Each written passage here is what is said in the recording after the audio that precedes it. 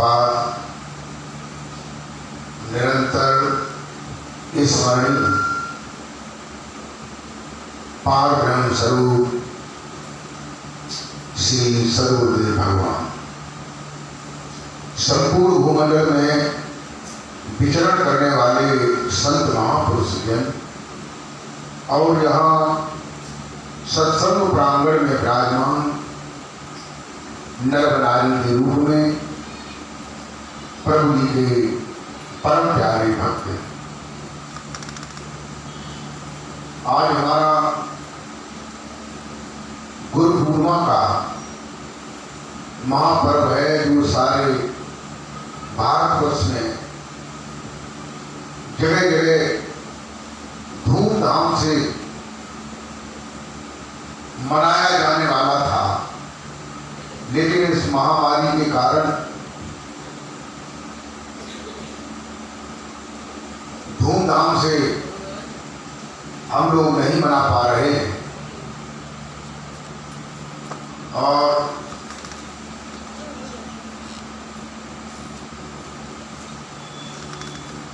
जगह पे जगह प्रतिबंध लगे हुए हैं। प्रेम भक्तों,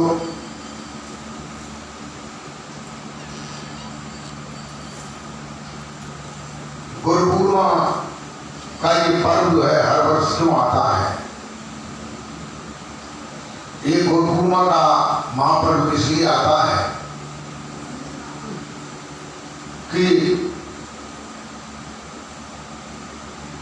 हमें पूरे सदगुरु की आवश्यकता है, इसलिए आता है। देखो, कुछ लोग जो है इस बात पे अटके रहते हैं कि हमने गुरु धारण कर लिया है और अब हमें गुरु की कोई जरूरत नहीं है, लेकिन उन्हें ये नहीं मालूम है कि जैसे स्कूल में हम शिक्षा लेने जाते हैं और प्राइमरी स्कूल में पढ़ते हैं तो 5वें क्लास तक जो है 5 गुरु होते हैं। हर क्लास में अलग अलग गुरु जो है हमें शिक्षा देते हैं। उसके बाद अगर हमें आगे की पढ़ाई जाननी है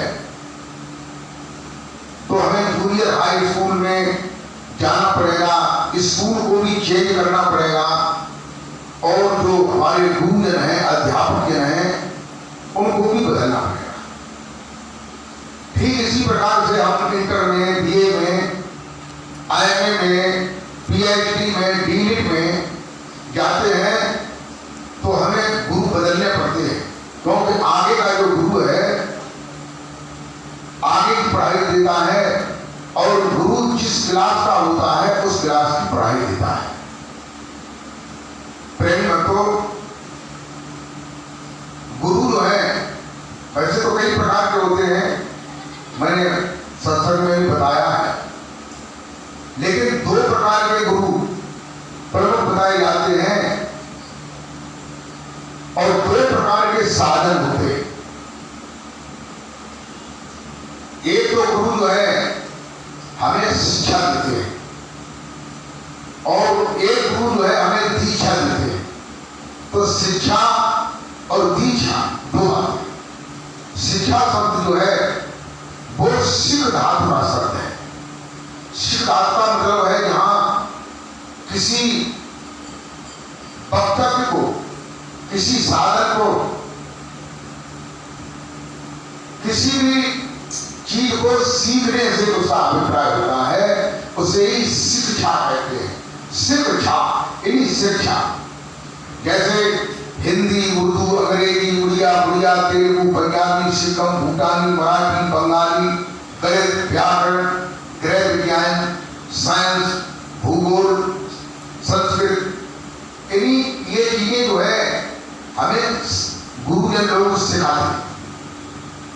इसमें ही और इससे उच्च स्तर के जो गुरु होते हैं वे हमें शिक्षा के अलावा फिर परमात्मा की ओर ले जाते हैं। तो हमें कुछ मंत्र सिखाते हैं या शब्द सिखाते हैं या नाम सिखाते हैं, उसका जाप जपने के लिए बताते हैं, जिससे हमारा मन जो है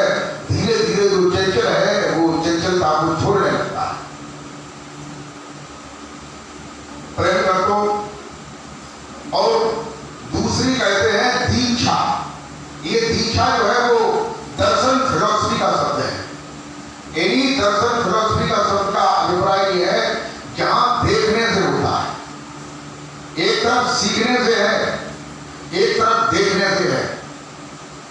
जहां गुरुदेव भगवान हमें नाम को दिखाते हैं, सिखाते हैं, दिखाते हैं, हमारे अंदर में नाम जो है श्वास श्वास में कैसे भ्रमण कर रहा है।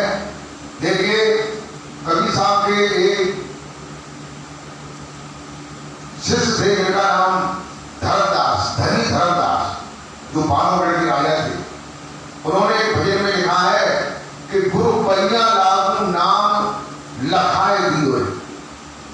इन्हीं को ये बता रहे हैं कि मैं गुरुदेव भगवान के चरणों में बलिहार जाता हूं, जिन्होंने नाम को हमें लखाया, इन्हीं दिखाया।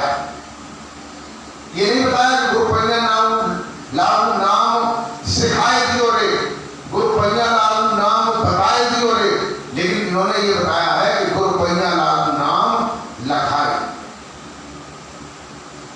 तो जो दीक्षा देने वाले हैं, हम भगवान की पूजा करते हैं, आराधना करते हैं, मंदिर में जाते हैं, राम से प्रेम करते हैं, कृष्ण से प्रेम करते हैं, ब्रह्मा विष्णु महेश से प्रेम करते हैं, माता दुर्गा काली अध्यात्म से प्रेम करते हैं, लेकिन उनकी मूर्तियों को ही देखते रहते हैं। लेकिन जो दीक्षा देने वाला जो सद्गुरु है, जो रूहानी ज्ञानशील है,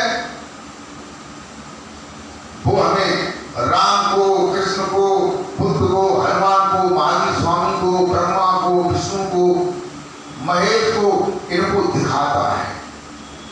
ये जो दो आंखें हैं, इन दो आंखों के अलावा में एक और आंख है, उस आंख का पर्दा हटा करके उन रूहों को दिखाते हैं, इसलिए उनको इसको दीक्षा कहते हैं। और ये जो गुरु जो है कैसे होते हैं, लोग कहते हैं कि एक गुरु करने के बाद दूसरा गुरु करना नहीं चाहिए। देखिए अगर एक ही गुरु तुम्हें मिल जाए, कैसा गुरु मिल जाए? जो रूहानी सांसा हो, जो रूहानी बादशाह हो, जो रूहों से मिलाने वाला हो, जो रूहों का दर्शन कराने वाला हो, ऐसा सद्गुरु अगर शरीर भी छोड़ जाता है तो छोड़ने के बाद भी वो बढ़ता नहीं है। शिष्य जो है जब चाहता है तब उनके दर्शन करता है, जब चाहता है तब मिलता है। लेकिन जो शिक्षा वाले जो गुरु हैं, वे मरने के बाद फिर नहीं मिलते, फिर उनका दीदार नहीं होता। लेकिन ये जो रूहानी बादशाह है, ये कभी मरता नहीं। और फिर कहते हैं कि लाख कोस जो गुरु बसे देवे सूरज पठाए, और सूरज स्वर्ग असवार हुए पल आवे पल जाए। तो प्रेमी भक्तों, वेदों की लिखाओं में दो मंत्र बताए जाते हैं। हम सब लोग बोलते हैं, जो लोग कथावाचक हैं वो भी बोलते हैं, जो लोग सत्संग सुनाते हैं, संत महात्मा लोग वो भी बोलते हैं, सभी बोलते हैं। लेकिन उसकी वास्तविकता क्या है, उसको मैं आज बता रहा हूं। आप लोगों ने सुना होगा, मंत्र कहते हैं कि गुरु ब्रह्मा, गुरु विष्णु, गुरु देवो महेश्वरा, गुरु साक्षात पार ब्रह्मं तस्मै श्री गुरुवे नमः। कहते हैं गुरु ब्रह्मा। देखिए मैं एक शब्द को बड़े हिफाजत से, बड़ी तकड़दारी से आपको बताना चाहता हूं। जैसे एक शब्द है गुरु, ये तो आप लोगों ने सुना ही होगा। और लेकिन इस मंत्र में ये बताते हैं, इस मंत्र में ये बताते हैं कि गुरु रूह, गुरु शब्द के ऊपर जो है एक रूह और चढ़ा हुआ है। ये आप लोगों ने देखा होगा। कहते हैं गुरु रूह, तो रूह कहते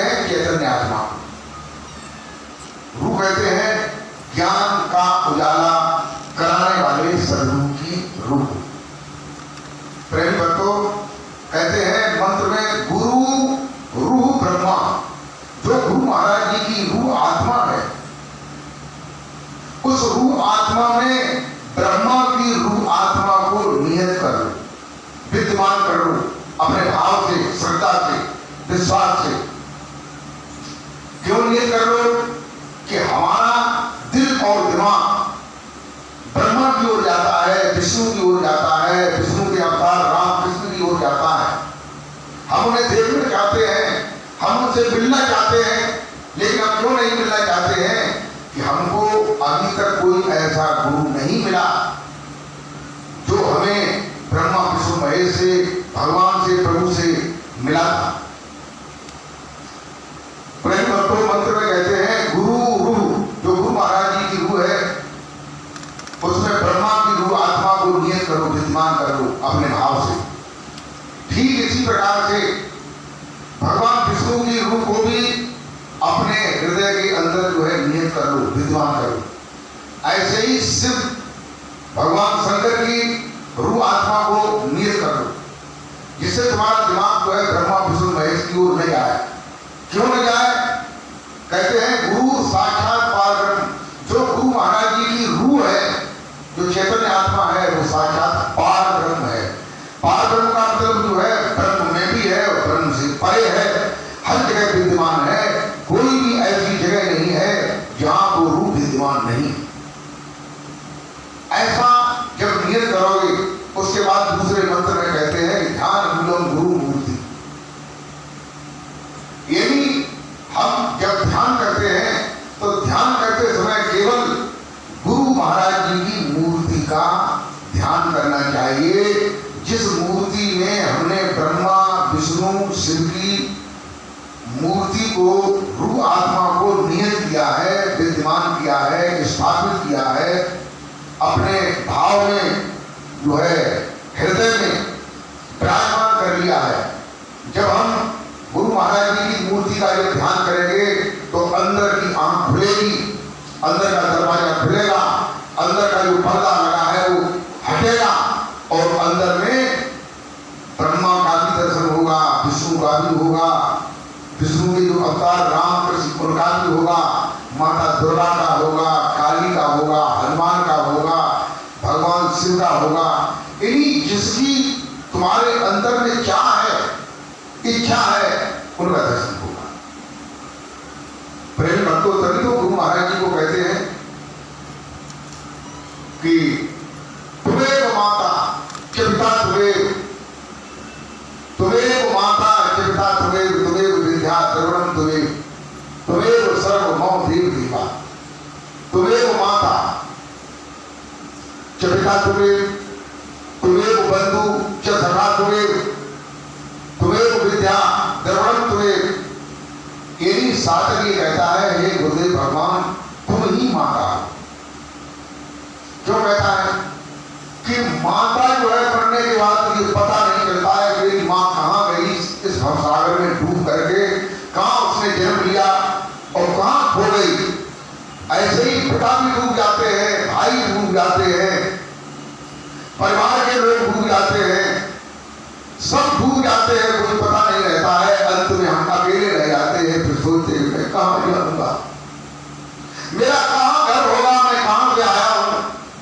लेकिन जब ऐसा जिंदा रूहानी बादशाह हमें मिला है, ऐसा सदगुरु मिला है, तो हमें कोई आवश्यकता नहीं है। क्योंकि जो सदगुरु है वही माँ है, सदगुरु है वही पिता है, वही भाई है, वही बंधु है, वही सर्व मम देव देवा, वो मेरा सभी देवों का देव है। प्रेम भक्तों, गुरु पूर्णिमा में हम गुरु महाराज जी के चरणों की पूजा करते हैं।